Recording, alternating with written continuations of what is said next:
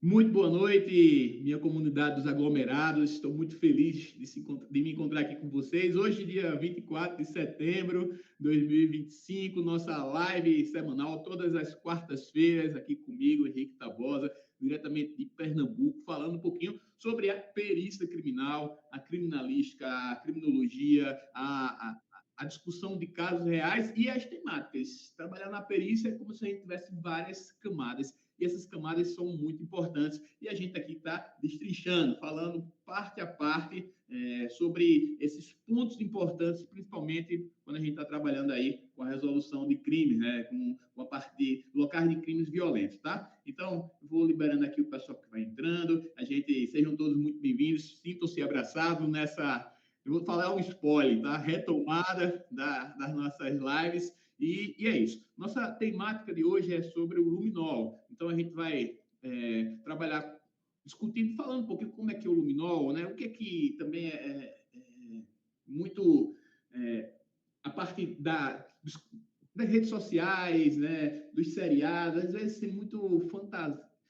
A pessoa fantasia demais em cima do luminol e eles têm pontos muito importantes e aí que são pouco explorados, inclusive pelos colegas das outras operativas da polícia, que quando ocorre uma diminuição na conversa, não tem aquele diálogo entre todas as operativas, às vezes pode ficar passando batido um ponto-chave que poderia encerrar de vez com um caso, né, com um caso real. Vou mostrar para vocês, vou falar um pouquinho da minha experiência, discutir, trazer imagens aqui, para aquela galera que é química, que eu gosto de saber como é que funciona quimicamente, vou trazer também um pedacinho para vocês.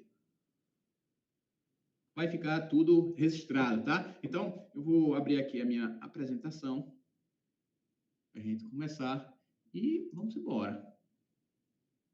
Isso aparece aqui, tudo ok, né? Como fazer uso do luminol em cenas de crimes? Esse é a grande discussão da gente hoje.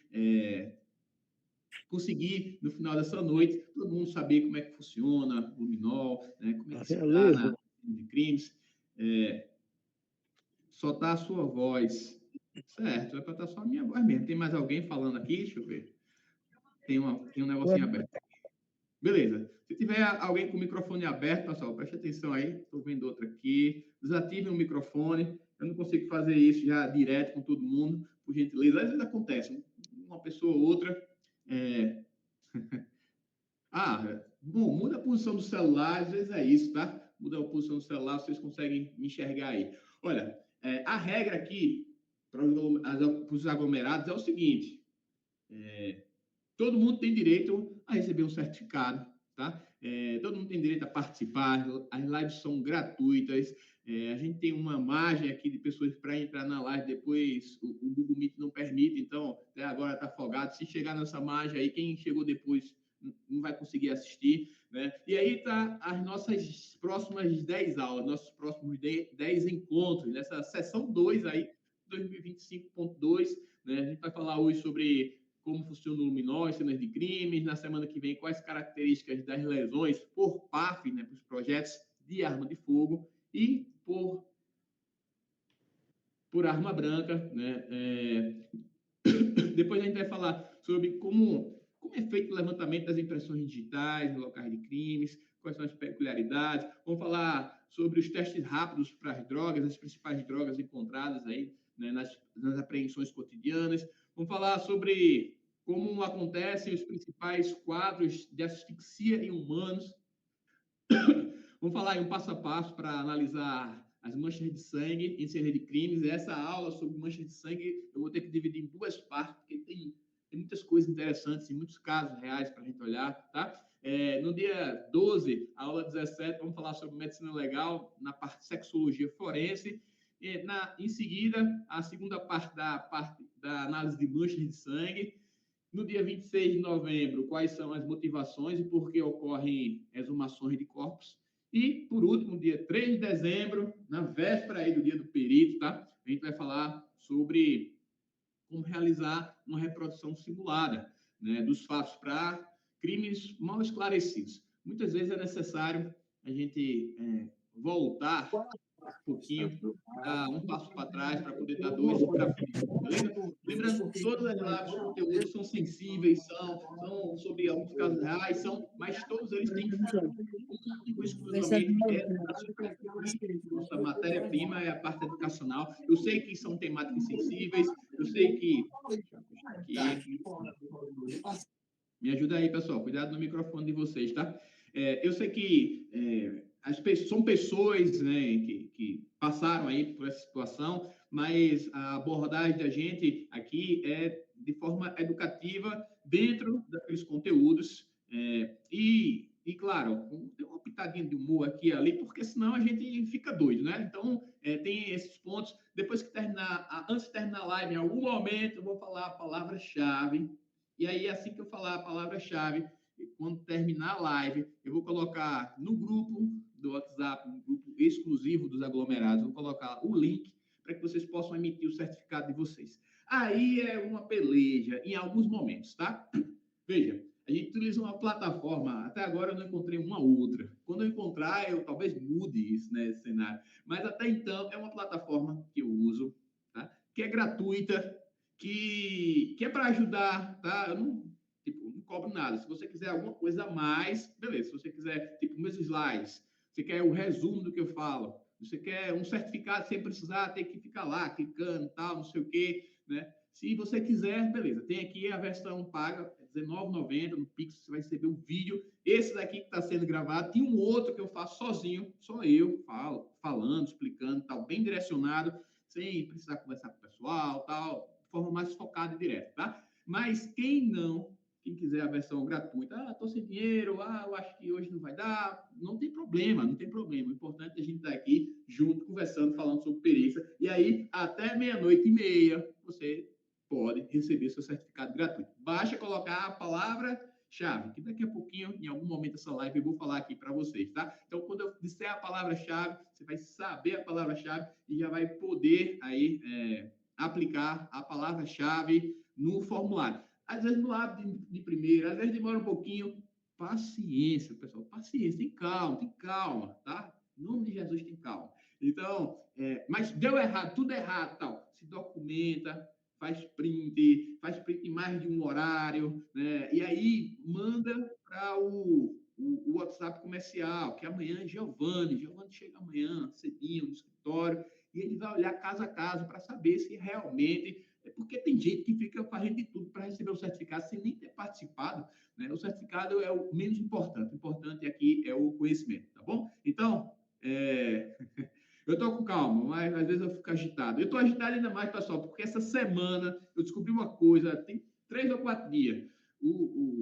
A Sociedade, né, Brasileira de Cardiologia, em referência a estudos da Sociedade Americana, decidiu mudar o parâmetro de... Não tem nada a ver com a história, tá? De hipertensão. Minha pressão arterial sempre foi 120/80, 118/79, por 76. Às vezes, quando estava muito de boa, 106, né?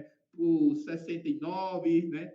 Mas sempre ficava perto de 70 e eu sempre ficava dizendo, olha, não passa disso, que aí até 120/80, né, a pressão arterial é considerada normal. Aí agora os caras vieram dizer que está classificado agora como pré-hipertenso, né? Então, eu tenho que...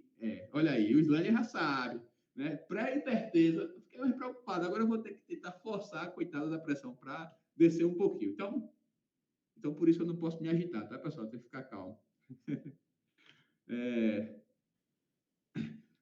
Cuidado, né? Preste atenção na palavra-chave, né? Fica cuidado, tem paciência. Olha, então, hoje, Luminol, né? Sejam bem-vindos aí. A gente está começando lá do início, olha só. Olha como eu já fui aí. Deixa eu botar aqui, vou ficar bem do ladinho aqui. Será que é para esse lado? É quase, é para esse lado aqui. Tá? Olha como eu já fui. Tá quase, né? Tá quase igual. Isso aí é do período da Academia de Polícia, tá? Fazendo primeiros ensaios com uso de luminol, tal, com uso aí de uma lâmpada para fazer destaque. Então, lá em 2009 para 2025, 16 anos, né? Já passa, o tempo passa rápido. Estava eu lá fazendo os primeiros ensaios com luminol, tá? Então, Quais são os usos do luminol? Bom, ele tem o uso mais famoso dele, que é nas cenas de crimes, mas não só isso. O luminol, tá? Ele é conhecido há mais de 40 anos, que tem suas aplicações, tá? Então, aqui está a molécula do luminol. Eu sei que agora aparece aqui também, né? Aparece, beleza. Então, deixa eu botar aqui selenildo para entrar. Então, tá aqui, estrutura química do luminol, tá? Ele já tem mais de 40 anos de uso, mas ele tem usos diferentes do que a gente pode estar esperando necessariamente. Um deles é o uso como caça noturna. Então, imagina que você é um caçador, e aí avistou alguma presa, né? E aí você efetuou um tiro. E aquela presa recebeu um tiro, se lesionou e correu, foi embora. Ele ia ficar, depois de um tiro e de uma lesão, ele vai mais é que correr. E aí, como está tudo escuro, você não sabe para onde é que ele foi. Você perde a sua presa ali, mas o luminol, através das suas reações de quimioluminescência, consegue, naquela escuridão, gerar um brilho. Tá? E aí está a trajetória aí, né? A demarcação por onde essa presa foi, e aí nos Estados Unidos é utilizada, assim como em alguns outros países, tá? Na caça noturna, o uso do luminol. Tá? Então, esse é um dos pontos, porque o sangue, né, o luminol, ele é um reagente não específico somente para o sangue humano, tá? Então, sangue de animais também é perceptível o uso do luminol com essa finalidade.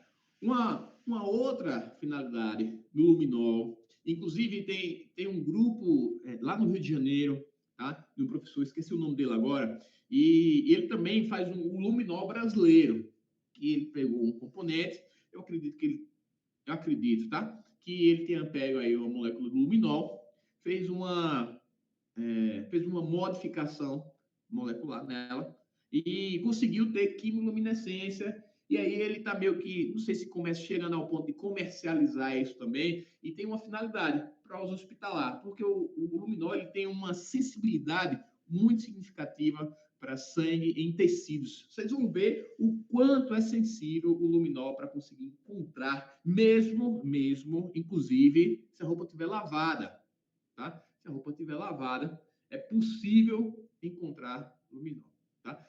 Inclusive, é possível encontrar manchas de sangue com o uso do luminol. Então, no ambiente hospitalar, na parte da lavanderia, um dos controles de qualidade para essas peças, para esses tecidos que são utilizados, né, seja o cobertor, as vestimentas, do bloco cirúrgico. Então, um dos controles de qualidade seria pegar amostras dessa roupa lavada e borrifar com luminol para saber se existia ou não mancha de sangue ainda presente ali, tá? Então, é uma dos usos do luminol, tá aí, certo? Só que é o seguinte, o luminol, por si só, quando ele começou lá atrás, tá? A molécula dele, ele tinha uma reação rápida. A quimiluminescência dele era rápida. Ele dava um pico e depois saía fora. Então, você tinha que ser muito rápido para olhar. Para fotografar, se você errasse a fotografia, a exposição, você se perdia aquilo dali. E, inclusive, a própria estabilidade da reação também era muito limitada. Então, a partir disso, a partir dessa limitação, foi começado a se pesquisar formulações que dessem para aquela reação de quimiluminescência uma estabilidade maior, para que eu pudesse passar mais tempo, tá? Observando aquela quimiluminescência. Eu não sei se aqui tem algum dos aglomerados das antigas que já participou do meu curso do luminol. Eu tenho um curso presencial e aí eu fazia um experimento com o luminol para a gente ver e via o quanto ficava bonito lá tal. Então, entre os lances eu já participei, legal. Então, para esse luminol inicialmente, né, foi colocado aí um conjunto de outros componentes para dar estabilidade na formulação, tá? E